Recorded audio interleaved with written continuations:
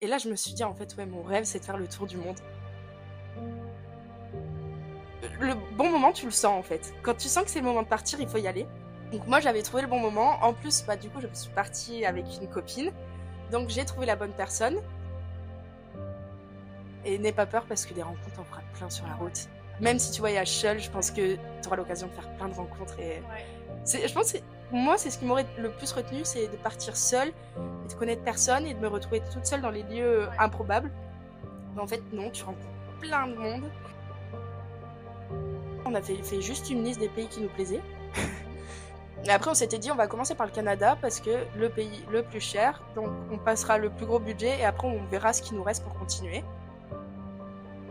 Puis après c'est parti en freestyle, total, genre plus rien n'avait de sens. Notre programme, il est parti complètement à la ramasse, les pays qu'on voulait faire, au final, je suis même pas sûre qu'on en ait fait un. Donc organisation, il faut pas se prendre la tête avec ça. Et OK. puis ça changera sur la route et il faut savoir qu'en moyenne, tu bouges, quasiment tous les jours ou tous les 2 jours. Ah ouais. Donc tu restes jamais plus de 2 nuits dans un même lieu. Donc ton sac à dos, ouais, tu le fais tout le temps, il y a un moment, c'est plus ton lit, tu as plus de chez toi, tu as plus de repères. La Nouvelle-Zélande, c'était un peu notre point de repère en mode: «Là, on va s'installer en Nouvelle-Zélande pendant un petit moment, on va trouver un appart et en fait, on va retrouver cette petite routine qui nous manque un peu quand même».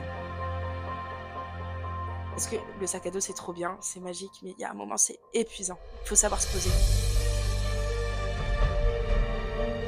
Faut pas croire, hein, des fois, il y a des grosses crises de nerfs.